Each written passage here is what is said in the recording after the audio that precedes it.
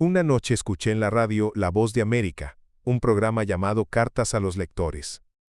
En él participaba una señorita llamada Hildelisa Díaz, de Matanzas, Cuba. Ella invitaba a que le escribieran y describía sus características.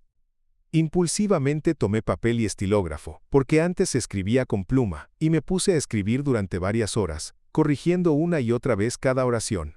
A mi criterio aquella debía ser la carta más romántica, llena de ilusiones. Al día siguiente, muy temprano la eché al correo con la desesperación de que llegara cuanto antes a sus delicadas manos y se enterara de mis sentimientos profundos. En ese momento comenzó nuestro idilio. Las cartas iban y venían. Pasaron los meses hablando del amor, de mi vida y de mi trabajo, pero no me atrevía a contarle mi situación física. Hasta que llegó el momento de hacerlo, y de enviarle una fotografía tal como era yo. Antes solo le enviaba fotos de medio cuerpo, pero el tono de nuestra conversación fue escalando, se habló sobre matrimonio y no podía permitirme un engaño. La verdad sería el siguiente paso, aunque con mucho temor al rechazo pensé, si así me quiere, bienvenido sea, y si no, continuaré mi camino. Nuestra correspondencia pasó a tratar otros temas, se volvió más seria y madura. Nuevamente le dije que pensara muy bien las cosas. Una mujer muy linda como ella, podía tener otro horizonte, arrepentirse y luego separarnos, quizá con hijos de por medio, y no quería que ellos sufrieran por causa de sus padres. Ella me contestó diciéndome que no temiera en lo absoluto. Tú vales más que todos los que te rodean, eres un hombre especial, te querré y te cuidaré hasta el final. Nuestra comunicación duró más de 1 año y medio por cartas. Anhelaba con vehemencia escuchar su voz aunque no pudiera verla. Busqué entonces un radioaficionado que me sirviera de enlace, hasta que encontré a Armin Felipe, OA1AFO, nombre de su estación Antena Filamento. Él vivía cerca. Nos citamos una noche para intentar la comunicación. Yo abordaría la estación de un amigo que tenía más potencia. Llegó la hora convenida y escuché. HC6TV, HC6TV, que son mis indicativos, repetidos varias veces y espaciados. Contesté de inmediato, pero él no me escuchaba. Muy nervioso miraba el transmisor por todos lados. Parecía que todo estaba bien. Felipe, cansado, se retiró. Apagué los equipos y me quedé largo rato intrigado por lo ocurrido. Cuando pasó el impasse, con mucho cuidado me subí a una silla para revisar la salida de la antena. ¡Oh, sorpresa! El alambre estaba zafado de la bobina de salida. Fui por el cautín y la soldadura, lo arreglé, y en las noches siguientes busqué una nueva cita. Las circunstancias de la época harían difícil comunicarnos de persona a persona, pero logramos hablar una sola vez. Ella se encontraba en la isla de Pinos, actualmente llamada como la Isla de la Juventud, y ella debía viajar a La Habana para hablar conmigo. Finalmente, gracias a una serie de eventos, muchas cartas y la colaboración de algunas personas, nos pusimos de acuerdo en que ella viajara para vernos, y sin perder tiempo pude hacer los arreglos de su viaje para la larga travesía rumbo al Ecuador. Hildita, como la llamábamos, llegó a Guayaquil, puerto principal y segunda ciudad del Ecuador. Le fui a recibir en el aeropuerto, un momento de gran expectativa. No podía detener la cantidad de pensamientos que pasaban por mi cabeza. Cuando la vi traspasar el umbral de la puerta del avión, fue un asombro, una mujer alta que parecía una princesa con un sombrero elegante a la moda. Es muy difícil describir la profunda emoción de felicidad que un ser humano podría sentir en esos momentos. Fue tan grande que todos mis sentidos olvidaron todos esos años de sufrimiento en el hospital. Me reconoció y se lanzó a abrazarme y darme el primer beso de amor, que selló nuestra relación para siempre. Fue un encuentro único, donde nació una época de dicha y felicidad. Una mujer alta que parecía una princesa con un sombrero elegante a la moda. Es muy difícil describir la profunda emoción de felicidad que un ser humano podría sentir en esos momentos. Fue tan grande que todos mis sentidos olvidaron todos esos años de sufrimiento en el hospital, donde la muerte estaba como una sombra constante en mi vida. Me vio, me reconoció y se lanzó a abrazarme y darme el primer beso de amor, que selló nuestra relación para siempre.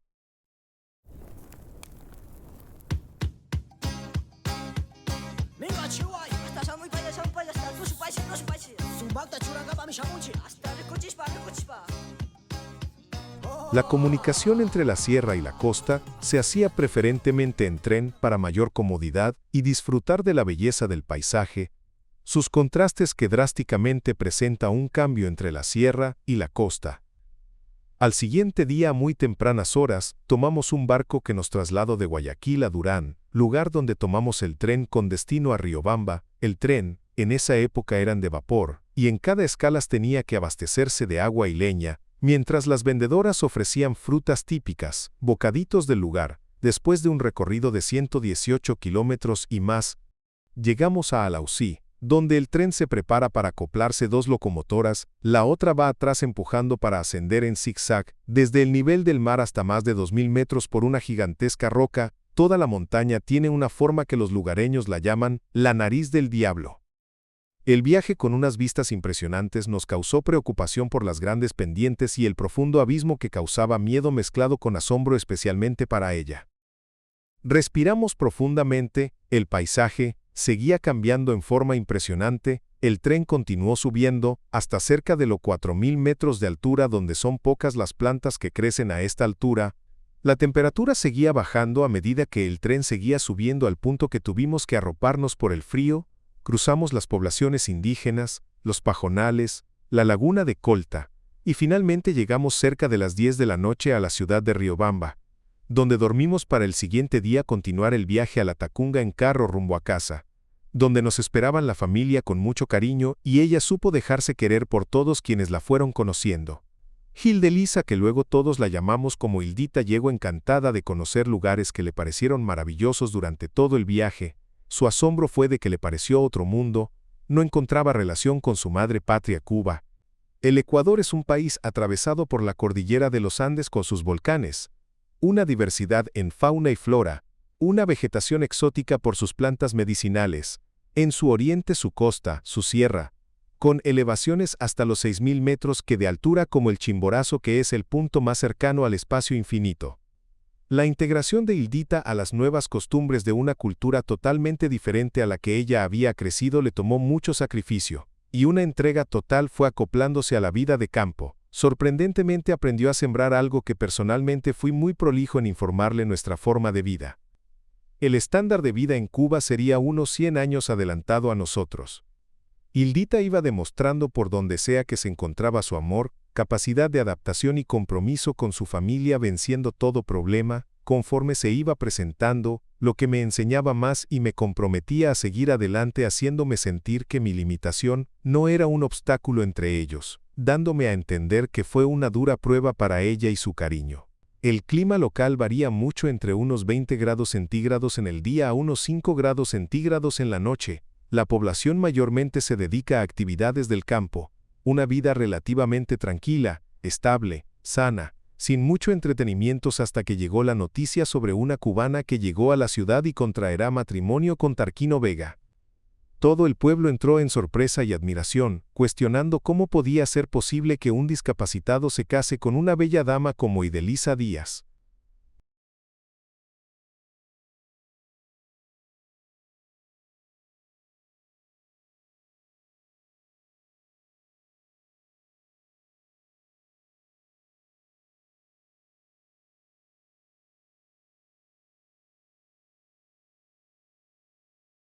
Le invité a mi casa a mi buen amigo el señor Paredes, para que nos casara civil. Una reunión muy bonita con amigos, familiares y vecinos. Como es usual en este tipo de reuniones, las fiestas se realizaban de forma muy entre amigos. Guitarras, cantantes, también estaban un dúo de voces preciosas como las hermanas Bisuete. Cantaron con un sentimiento y una ternura especial que nos deleitaba con sus cantos. Cuando de pronto, y sin poderse aguantar, terminamos en llanto. Según mi madre, el matrimonio civil no autorizaba a consumir nuestra unión. Tenía que ser el eclesiástico, de acuerdo al mandato de Dios. Por lo tanto, tenía que casarme por la iglesia. Esto demandaba un gasto que no estuvo en mi presupuesto. La gente de la ciudad se mantenía a la expectativa para de forma alguna asistir a la boda, sin importar el lugar o el día, pero sí me preocupaba por los gastos que no estaban calculados. Previamente teníamos que acudir a una sesión con el párroco del pueblo y con 2 testigos que aseguren que somos solteros. Entró Hildita al diálogo y salió enseguida entre yo.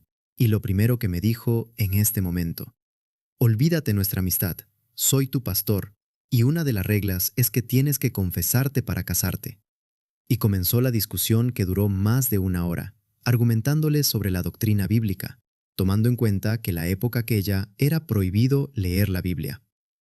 Al terminar tenía que llevar una autorización del señor obispo de la provincia para la ceremonia. Por la obediencia a mi madre, solicité una entrevista con el señor obispo, y luego de varias deliberaciones me autorizó. Muy contento llevando el certificado, me fui donde el buen amigo de la iglesia, para que sea un sábado, que es feriado, a las 10 de la noche en la parroquia de Alaqués, que se encuentra a más de 20 kilómetros fuera de la ciudad. Llegó el gran día esperado, sábado 30 de noviembre de 1958. Como nota curiosa, esto ocurrió 32 días antes, que Fidel Castro se proclamaría dictador de Cuba, y cierra completamente el país 1 de enero de 1959, para que nadie entre ni salga.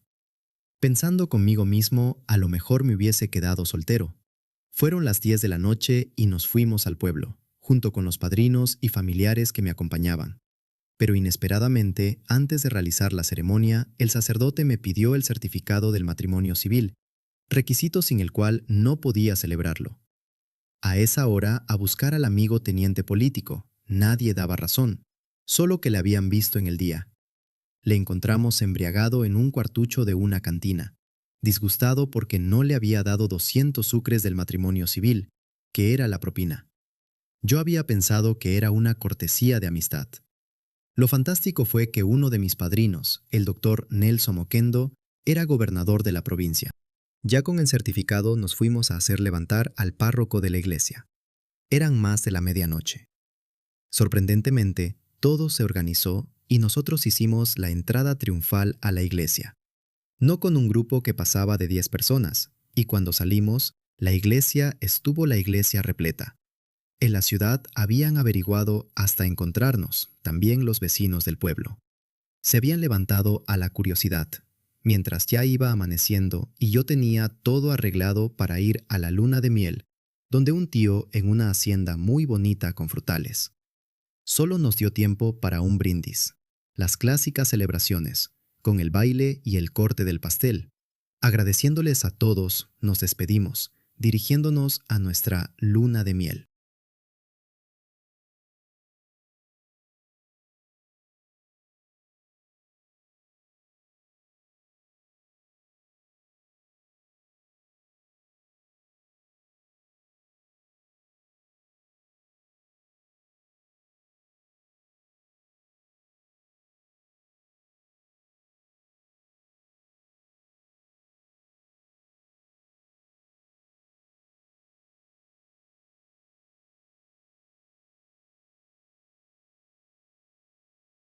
Durante el tiempo que permanecí en el hospital, observé que los enfermos de osteomielitis que egresaron del hospital, aparentemente curados, regresaban nuevamente en diferentes lapsos de tiempo, ya sea en el mismo lugar o en otra parte con la misma enfermedad. El doctor me explicó que podía regresar la enfermedad y eso me atormentaba. Tanta lucha para regresar al hospital. Empecé a investigar qué podía hacer. Pensaba que debe haber alguna cosa que pueda hacer. Descubrí que el azúcar es un veneno para huesos y peor si estos están debilitados. Encontré que la miel de abeja es el alimento completo. Inmediato busqué literatura. Aprendí sobre las bondades, sus beneficios. Cómo iniciarme en la crianza de abejas, dando inicio a un nuevo pasatiempo. Mucho antes de que existieran los laboratorios y las farmacias, la miel ya era medicina, alimento sagrado y símbolo de vida. En la antigüedad, este regalo de las abejas fue considerado un tesoro divino. En el antiguo Egipto, la miel era tan valiosa que se ofrecía a los dioses y se colocaba en las tumbas de los faraones como alimento para el más allá. Los egipcios la usaban para curar heridas, mezclarla con ungüentos y embalsamar cuerpos, pues conocían sus propiedades conservantes y antibacterianas, aunque no supieran explicarlas científicamente. En Mesopotamia, los médicos la combinaban con hierbas para tratar infecciones y problemas digestivos. En tablillas antiguas se registran recetas donde la miel era ingrediente principal, demostrando que su uso medicinal estaba bien establecido. Los griegos la llamaban alimento de los dioses. Hipócrates, considerado el padre de la medicina, recomendaba miel para aliviar la fiebre, el dolor y las úlceras. Los atletas olímpicos la consumían para ganar energía antes de competir. También era común mezclarla con vino para crear bebidas tonificantes. En Roma, la miel endulzaba casi todo: panes, salsas, vinos y postres. Era además un remedio casero indispensable.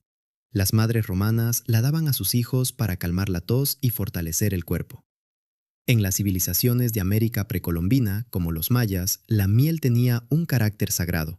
Criaban abejas sin aguijón y la utilizaban en rituales religiosos, como medicina natural y como alimento nutritivo. Una característica interesante de la miel es sensible al calor. Si es calentada a más de 40 grados centígrados, pierde la mayor parte de sus beneficios.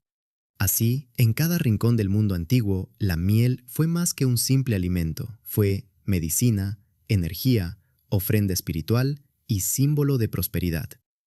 El polen, recogido de flor en flor, fue considerado un energizante natural capaz de regular las funciones del organismo. El propóleo protegía tanto a la colmena como a las personas. La jalea real simbolizaba la vitalidad y la cera iluminaba hogares y templos. Al encontrarme sorprendido del misterio que rodea a las abejas y sus beneficios, comencé con 2 primeras colmenas, que sería el inicio para reemplazar el azúcar por la miel. Luego fui perfeccionando hasta que llegué a tener aproximadamente unas 80 colmenas, gracias a la creación de un taller de carpintería, pasando a convertirse en un negocio rentable, lo que me dio la oportunidad de seguir mejorando mis conocimientos como estudios y seminarios en los Estados Unidos. Al momento tengo 80 años y se me había olvidado todos los sufrimientos causados por la osteomielitis.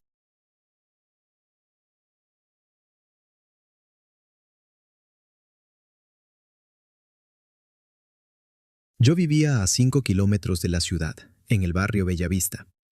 Cada día el transporte hacia mi trabajo se volvía una dificultad constante. Mientras avanzaba apoyado en mis muletas y mis piernas de palo, pensaba que si lograba manejar un carro podría aumentar mis ingresos, atender a mis clientes del campo, visitar empresas llevando instrumentos y equipos sin depender de nadie. Tendría transporte a toda hora. Tendría independencia. Pero también me asaltaban las dudas. ¿Podré manejar un carro antiguo con frenos mecánicos? ¿Podré dominarlo con estas piernas que apenas me sirven para sostenerme? ¿Y si choco? ¿Y si las consecuencias son fatales? Las autoridades no me dejarán conducir. Pensarán que soy un peligro. Más pudo la necesidad que el temor. Tenía un cliente que administraba haciendas en los páramos. Se movilizaba en un precioso Ford Model A Coupé, todo original, con su corneta y radio. Yo vivía obsesionado con ese carro. Un día le dije: cuando vaya a venderlo, avíseme primero a mí. Me respondió que sería difícil venderlo, que lo quería como a su esposa. Sin embargo, una tarde pasó frente a mi laboratorio y me dijo que había decidido venderlo. Tenía 10 días para reunir 7,000 sucres, una fortuna para mí. Acudí a mi madre. Le pedí que sacara un préstamo en el banco y que yo pagaría. Sabía el riesgo que corría. Mis hermanos se opondrían por miedo a que el banco rematara los bienes familiares si algo salía mal. Pero el amor de madre volvió a imponerse. A escondidas de la familia obtuvo el crédito y me entregó el dinero. Con recomendaciones, con lágrimas contenidas y con fe. Cuando tuve el carro frente a mí, sentí que sostenía un sueño y una responsabilidad. Busqué quien me enseñara a conducir. Frente a mi negocio funcionaba la radiodifusora del señor Jorge Gándara. Era un hombre culto y distinguido, y además sabía manejar. Le pedí que me enseñara. Salíamos fuera de la ciudad. Yo sudaba de nervios. Veía venir un carro y no sabía qué hacer. Las cunetas, los obstáculos, el volante duro, los frenos que exigían toda mi fuerza. Aprendí a coordinar mis manos como si fueran también mis pies. Tuve accidentes, sí, pero sin mayores consecuencias que las reparaciones del carro. Pronto comenzaron las advertencias de la policía. Sabían que manejaba sin licencia. Varias veces me llevaron detenido al casino de oficiales. Decían que castigarme una mañana sin trabajar era suficiente sanción económica, pero continué manejando. Un día me llamó el gobernador. Estaban reunidos el alcalde, el comandante de policía y el jefe de tránsito. Me hablaron con respeto, incluso con elogios, pero con firmeza. Usted es un ejemplo de voluntad, pero representa un peligro manejando su carro. Le pedimos que deje de conducir. Podemos facilitarle licencia a su esposa. Les agradecí. Les hablé de mi rehabilitación, de la independencia, de que los grandes avances nacen del riesgo y la determinación. La reunión terminó sin sonrisas. El lunes siguiente me detuvieron y me llevaron a la cárcel. Desde la entrada percibí un olor nauseabundo. El piso era una mezcla de heces y orina endurecida, sin ventanas. Una luz débil. Una estera al fondo donde se turnaban los presos para sentarse. Con mis bastones avancé con cuidado para no caer. No podía aceptar aquel calvario. Cuando el carcelero abrió la puerta para pasar comida, inmediatamente trabé la puerta con mi bastón. Luego le empujé con fuerza y logré salir. Enseguida, antes que alguien se escape, cerré la puerta desde afuera y me senté sobre unas piedras. Oh, al fin podía respirar. El jefe del Servicio de Investigación Criminal, Carlos Villasís, amigo mío, me vio desde una ventana y me dijo que pronto vendrían a sacarme. Antes del mediodía llegó mi esposa con su licencia y la orden de que ella condujera. Pero con cuidado, evitando a la escasa policía, yo seguí manejando. La situación no podía continuar. Solicité entrevista con el comandante general de policía en Quito. Viajé solo por más de 4 horas, evitando encontrarme con la policía, usando caminos inhóspitos. Esperaba en la antesala cuando vi entrar al señor Segundo Granja, condecorado por el presidente José María Velasco Ibarra. Le pedí que me permitiera entrar junto a él y explicar mi caso. Ante su intervención, el comandante ordenó que se me otorgara un permiso especial, solo para mi carro, luego de un examen riguroso. El examen fue en un camino empedrado, con bajadas y curvas cerradas. Debía retroceder y girar en pendiente. El volante estaba duro, los frenos mecánicos. Sudaba como en un horno. Temía que los frenos se calentaran y el carro se desbocara. Pero lo logré. Me otorgaron el carnet. Tiempo después, el jefe de tránsito me extendió la licencia formal. Así terminó mi odisea legal. Mi carro se convirtió en complemento de mi vida y servicio. Instalé un equipo de comunicación móvil para enlazarme con colegas radioaficionados. Siempre estaba listo para emergencias.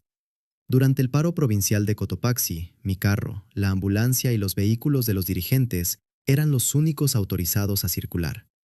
Pude asistir a una mujer que daba a luz gemelos en la madrugada.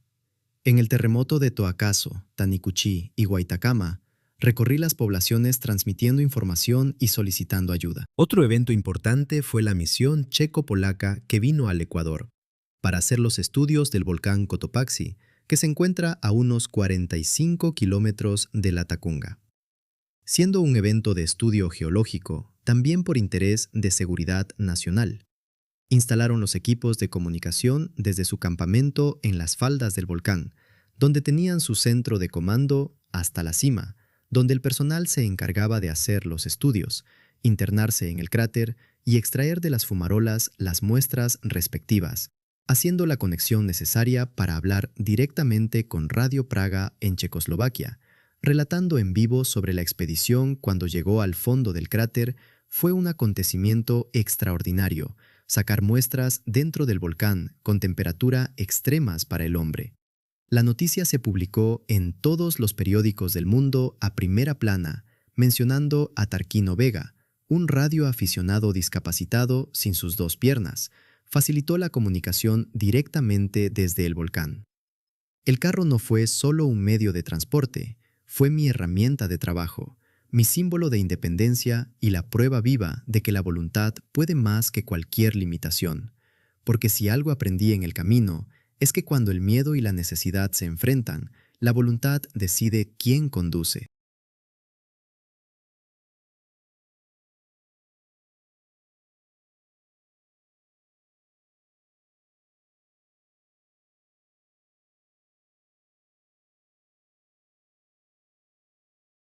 Finalmente me gustaría decirles que desde los primeros años de mi vida, trabajando en el campo junto a mi madre, pasando por los interminables días en el hospital que cambiaron el rumbo de mi existencia, hasta la llegada del amor a mi vida, todo formó parte de un profundo proceso de aprendizaje y formación personal. Las limitaciones económicas, la enfermedad, los obstáculos, fueron lecciones que fortalecieron mi carácter y mi voluntad. Aprendí que el esfuerzo constante, la paciencia y la capacidad de adaptarse son fundamentales para avanzar. Cada etapa superada me preparó para asumir responsabilidades mayores y para comprender el valor del trabajo honesto. Para quienes algún día recorran estas páginas, Tarquino Vega les deja mucho más que un recuerdo. Les entrega una parte de su vida, de sus luchas, de sus sueños y de las huellas que el tiempo fue dejando en su corazón. Vivan con coraje frente a la adversidad, trabajen con honestidad aun cuando el camino sea difícil, amen con responsabilidad a quienes les acompañan y jamás se rindan ante las circunstancias. Porque las dificultades pasan, pero la dignidad, el esfuerzo y el amor con que se vive permanecen para siempre. Que estas palabras sirvan como una luz para quienes continúen el camino, recordándoles que, incluso en los momentos más oscuros, siempre existe una razón para seguir adelante.